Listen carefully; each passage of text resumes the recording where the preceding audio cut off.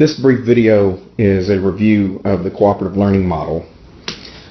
One of the things that I would like to emphasize that really distinguishes cooperative learning in the classroom versus just random group work is, and I want to underscore this, intentionality, or the word intentional.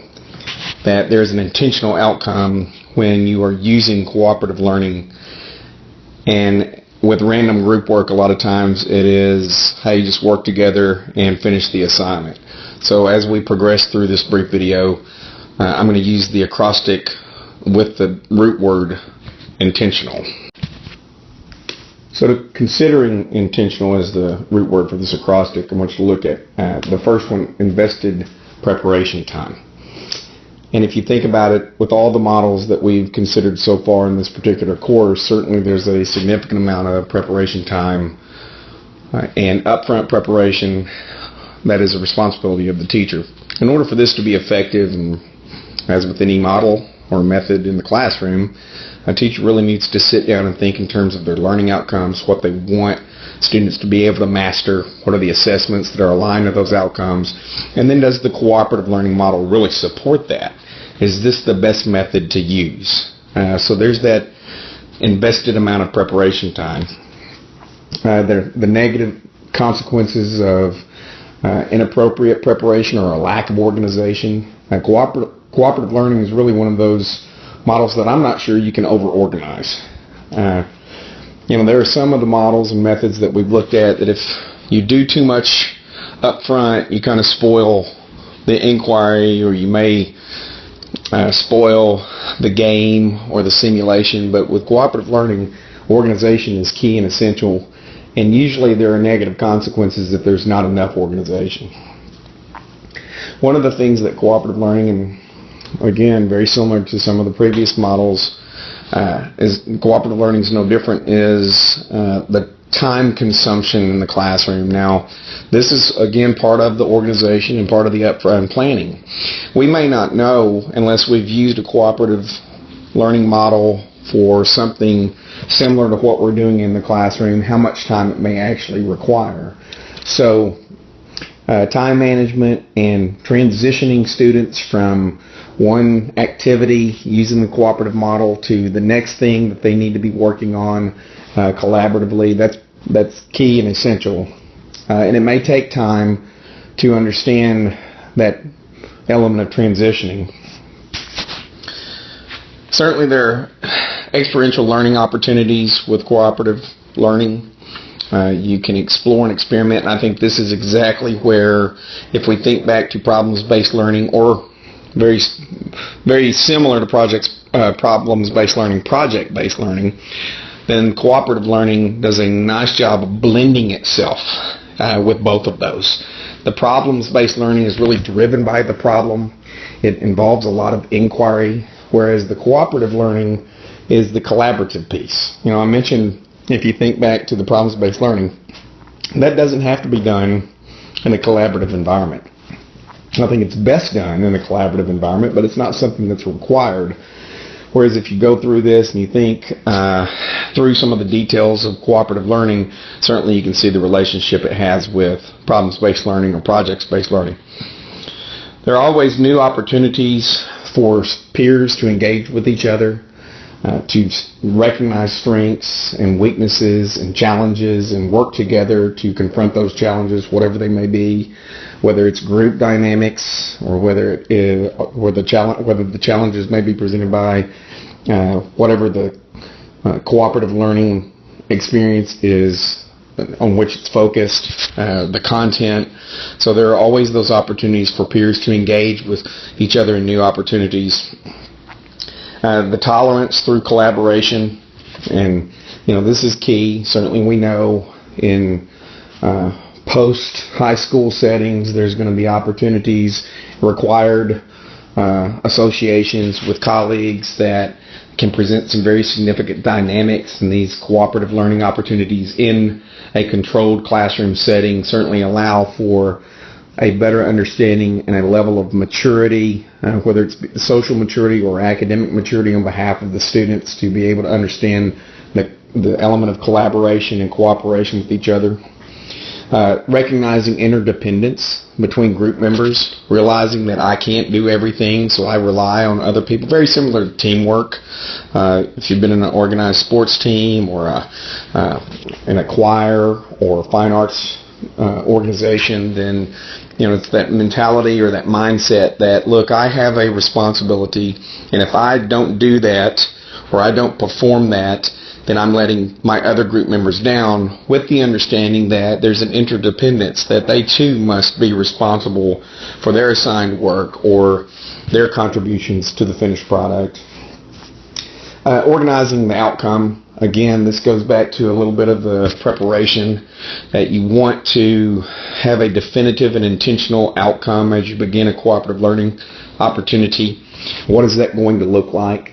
And if it's maybe this is the first time you've used cooperative learning for a particular task and you don't necessarily have a vivid understanding of what the outcome or the product's going to be, particularly in problems-based learning. Problems-based learning can really be authentic and it can be creative for the student groups, but you may not have a clear picture of what that outcome for that group's going to look like. So I think aligned assessments and assessments along the way, checkpoints along the way.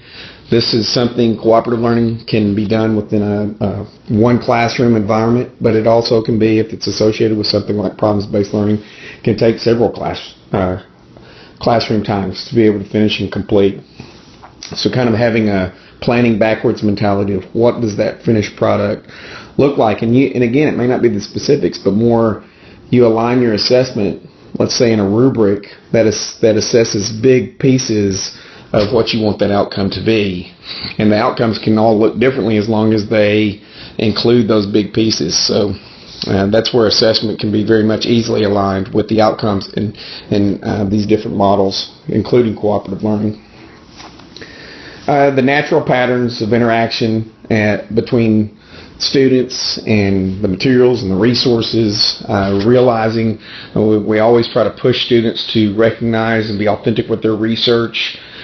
This is a great opportunity for them to explore, credible sources, the materials that are necessary in order to complete the assignment or the finished product, and then to be resourceful. To be conservative with things that they may not have an enormous amount of, including time, or to be resourceful in the respect that I don't know all the things that your group may need, so you figure it out and then find them, and putting that responsibility on their shoulders, depending on the age group, of course. Assembling the products, making sure that those products are aligned to the original outcomes.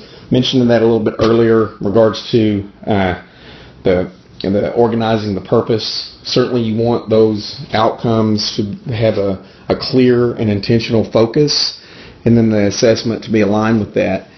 Rubric development is very important, obviously, in something like this, because that rubric, you could have 9 different teams that have 9 different outcomes, but or 9 different products, but your outcomes were the same for each group, and your assessing rubric is the same.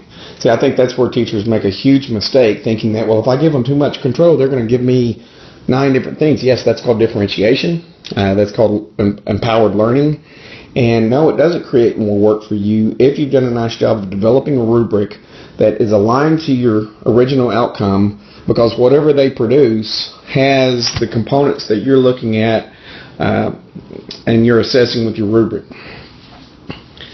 Then learning outcomes that can be addressed maybe, again, with multiple products. And I think this is big because this is, again, underscoring the idea of differentiation. That those teams you're not leading them to one, maybe sometimes, kind of depends on, again, what you're using the cooperative learning model for, but you're not always looking for the exact same product from the different groups. And I think that's important, and it not only underscores the idea of differentiation, but it empowers them, their choices, it pushes their thinking, and quite frankly, it forces them to be mature, and it forces them also to be sometimes very humble about what they can and can't do. and that's certainly tags along with the idea and the theory that we want to create a safe classroom where students can fail as they learn how to succeed. And so the multiple products at the end, and you know, when you do have that rubric and you're looking at different products and maybe they weren't greatly successful, then you know you have an opportunity to take that finished product and use that rubric as a formative assessment, and then have them work on the things that they just didn't complete or did not refine, or what they need to work on. I mean, that's what happens in learning, right? And it's not the be-all and end-all. So I think very important. So remember the word intentional that distinguishes cooperative learning from just random group work. So in summary, this is an important piece for cooperative learning, and whether it be the jigsaw or whatever method or variation of cooperative learning you may be using, the intentionality of what it is that you want the students to be able to accomplish. And it's just like anything else. If they can't see the importance in it, then it may just be a random act of, hey, glad we did that in class, I don't know why we did it. So as you plan your cooperative learning opportunities in class, just make sure that there's an intentional, focused outcome. You share that with the students. They have and it drives their collaborative efforts. And then in the end, you have an assessment that is aligned to that outcome, that measures that level of intentionality. And if they don't get it right the first time, it's all right. Just keep working on it. So good luck with your cooperative learning opportunities.